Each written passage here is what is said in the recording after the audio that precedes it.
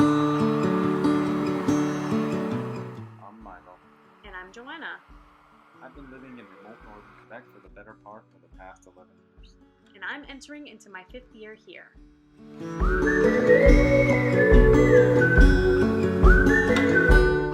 This is Reagan. And this is Georgia. They come along with us pretty much everywhere we go.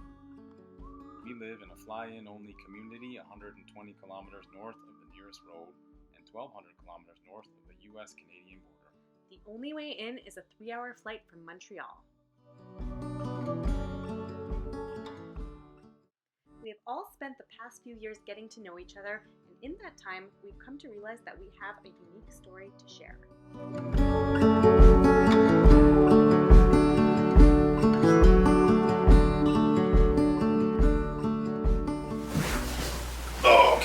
Okay, so over the past few years, we've been building a camp outside of town, and it's been really fun.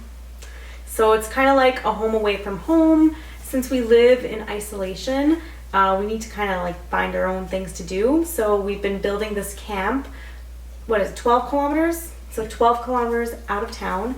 And yeah, it's been really fun, a lot of work.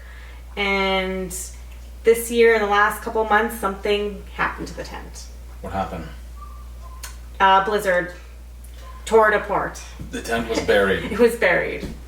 What happened was I was in Montreal on an unexpected trip, and I had asked our friend Daniel to go up to the camp and check on the tent. And he did, and he took a picture of the tent buried, and he sent it to Joanna. And he told Joanna not to send it to me. Because he knew that it was going to devastate me being in Montreal and not able to do anything about it.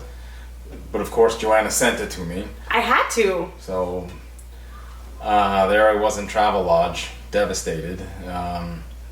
And when we got back, it was even worse, right? Like to see it in real life was worse than the picture that he had showed. So the tent was completely buried, gone. How tall is the tent?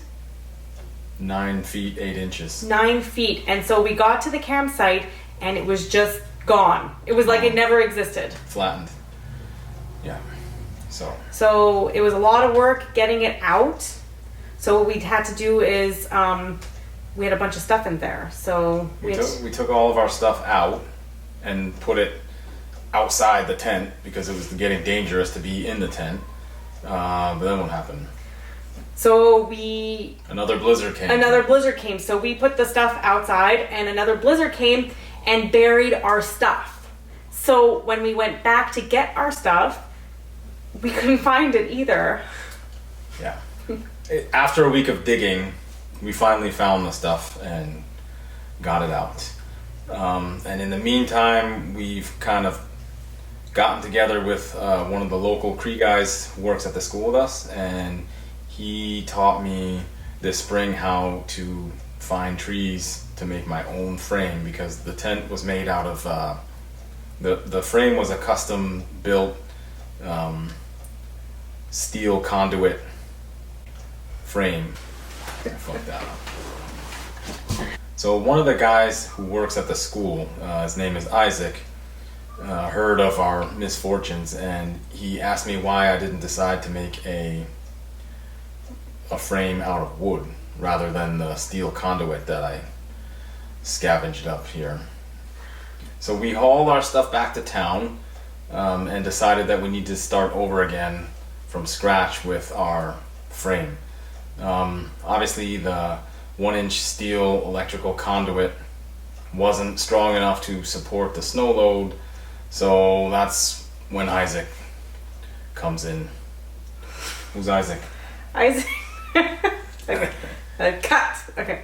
Isaac works at the school. He's maintenance, and he's befriended Milo in the last couple of years, so he helped us out with that. Isaac knows everything about everything there is to know about living in the outdoors.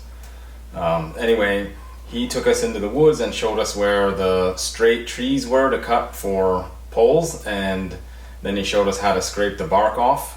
You can only do it at a certain time of year, June basically. So that's been our most recent project. We're going to let the trees dry out over the summer and then head back to our camp in the fall, and Isaac's going to show us how to build a frame the traditional way. Yeah, so again, it's going to be a lot of work. A lot of work, but we'll film it and show you guys how to build a tent, basically, right? Mm-hmm.